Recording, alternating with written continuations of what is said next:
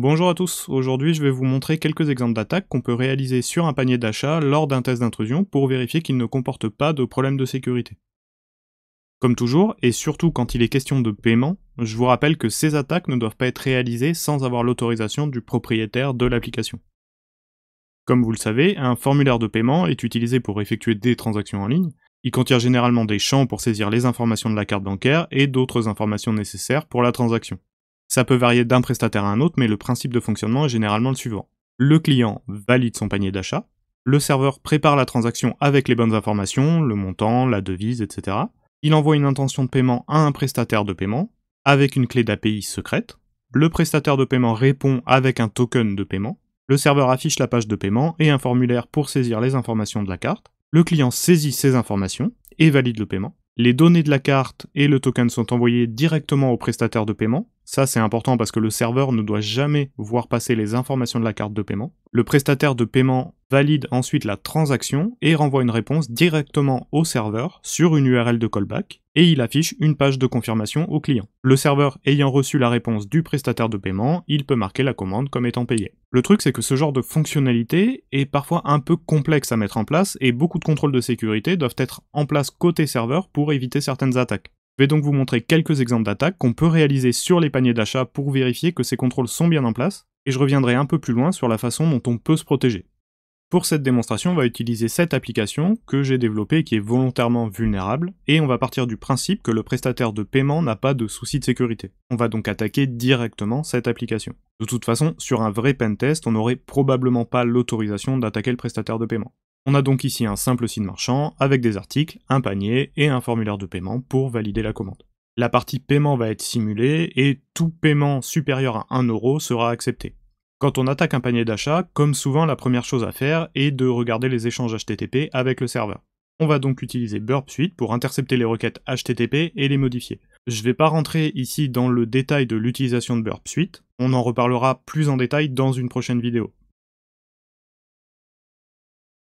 On va donc ajouter un article au panier, puis le valider et procéder au paiement. De manière générale, sur un pentest d'application e-commerce, je vous conseille de toujours effectuer au moins un achat réel sur le site, avec les articles les moins chers, pour voir de bout en bout comment fonctionne le processus de paiement.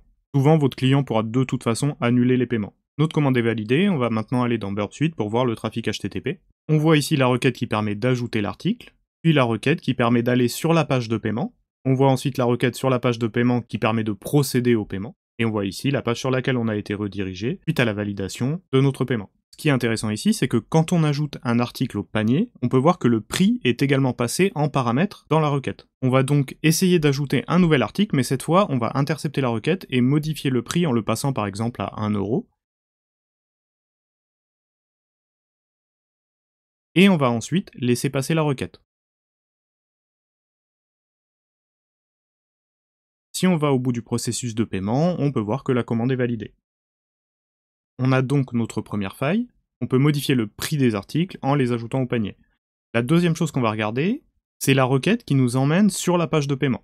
On voit que le prix total de la commande est passé en paramètres, mais qu'aucune signature n'est présente. Il est donc peut-être possible de modifier le prix total de la commande. On va donc refaire une commande et on va essayer de modifier le prix de la commande, par exemple en le passant à 1 euro. On active l'interception, on clique sur le bouton de paiement, et ici on voit que le montant de notre commande est à 135,74 €. On va simplement le passer à 1 euro, et on va envoyer la requête. On arrive sur le formulaire de paiement, on voit que le montant est bien à 1 euro, on valide le paiement, et on voit que notre commande a bien été validée. Alors, comme je le disais, normalement sur ce genre de formulaire, il est censé au minimum y avoir une signature, qui sera vérifiée par le prestataire de paiement, pour être sûr qu'aucun des paramètres qui lui sont envoyés a été modifié par l'utilisateur. C'est parfois mal configuré et ce genre de vulnérabilité peut être présente. Ensuite, si on retourne sur une requête d'ajout d'article au panier, on peut voir que la quantité est également passée en paramètres. Alors ici, on va partir du principe que les vulnérabilités qu'on a vues précédemment ne sont pas présentes et qu'on ne peut pas modifier directement le prix de l'article. On va donc essayer de jouer avec ce paramètre de quantité. S'il n'y a pas les bons contrôles côté serveur, on pourrait par exemple, peut-être, ajouter un article avec une quantité négative. On va tester ça, on active l'interception, on ajoute un article au panier, et ici, pour la quantité, on va mettre par exemple -1.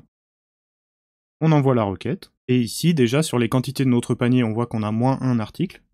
Si on va dans le panier, on voit bien que l'article a été ajouté avec une quantité négative et que le total est bien négatif. Par contre, dans la plupart des cas, on ne pourra pas valider un panier comme ça, le prestataire de paiement va simplement refuser la transaction et ça provoquera une erreur. Par contre, on peut quand même se servir de ça pour essayer de modifier le prix total de la commande. Et c'est là où ça peut devenir dangereux. Le but du jeu va être d'ajouter les articles qu'on veut vraiment commander, puis d'en ajouter d'autres avec une quantité négative pour arriver à un total le plus bas possible, mais toujours supérieur à 1 euro. Ici, on va choisir cet article qui est un peu cher. On l'ajoute au panier, et ensuite on va ajouter des articles avec une quantité négative pour essayer de faire descendre ce prix. Donc par exemple ici ce qu'on peut faire c'est qu'on peut prendre cet article là à un peu plus de 42 euros, on va retourner activer l'interception, et on ajoute cet article, et dans la quantité on va en mettre moins 4. J'envoie la requête modifiée, et si je reviens ici sur l'interface on voit que dans mon panier j'ai moins 3 articles, et si je regarde ici, effectivement, j'ai mon article que j'ai ajouté tout à l'heure, et ensuite j'ai cet article, qui a une quantité de moins 4, et donc le prix total est passé à 2,52 €. Et si on tente d'aller jusqu'au bout du cycle d'achat, on voit bien ici que le montant a été modifié, on a bien 2,52 €, on valide le paiement, et on voit que notre commande est validée.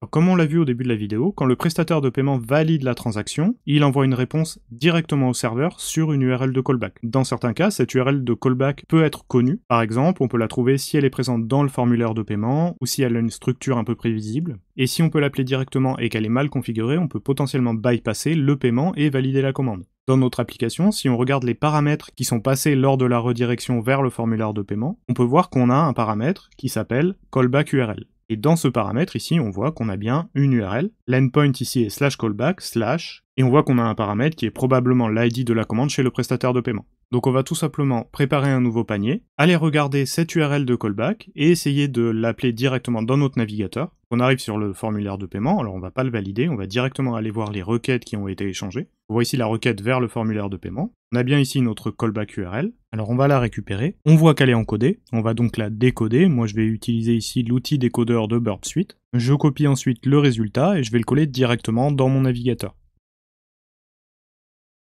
On retourne ensuite à la racine de l'application. On voit que notre panier est vide. Et si on va dans la liste de nos commandes, on voit que notre commande a bien été payée. Donc on a contourné le formulaire de paiement et on a validé directement notre commande.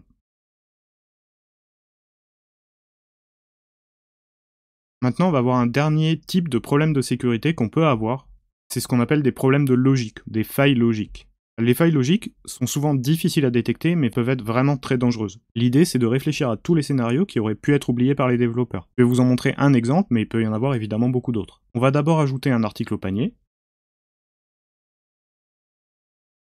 Ensuite, on valide notre panier, et on arrive sur la page de paiement. Maintenant, on va ouvrir un nouvel onglet, on va retourner sur l'application. On voit que mon panier est toujours là, il n'a toujours pas été validé, la commande n'a toujours pas été payée, mais on va ajouter un nouvel article dans ce panier, alors que de l'autre côté, on est toujours prêt à payer. On retourne sur l'onglet du formulaire de paiement, et on valide le paiement. Et on voit que notre commande a été validée, et on voit que la commande inclut bien les deux articles, alors que j'en ai payé qu'un. Pour ce genre de problème, il est important de bien réfléchir à tous les scénarios possibles et de tester les limites du système. C'est à vous d'imaginer les scénarios les plus improbables pour essayer de les exploiter.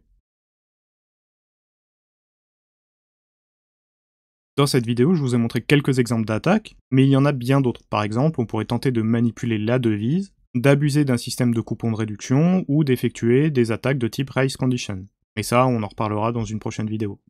Pour éviter ou corriger les failles de sécurité qu'on a vues dans cette vidéo, il faut donc ne jamais faire confiance aux données envoyées par l'utilisateur, toujours valider les données côté serveur, ne pas récupérer les données sensibles comme les prix depuis les données envoyées par l'utilisateur, bien vérifier côté serveur qu'il n'est pas possible de saisir des quantités négatives, mettre en place un système de signature pour les échanges avec le prestataire de paiement, bien sécuriser les URL de callback pour éviter le contournement du paiement, et réfléchir à tous les scénarios possibles pour éviter les failles logiques.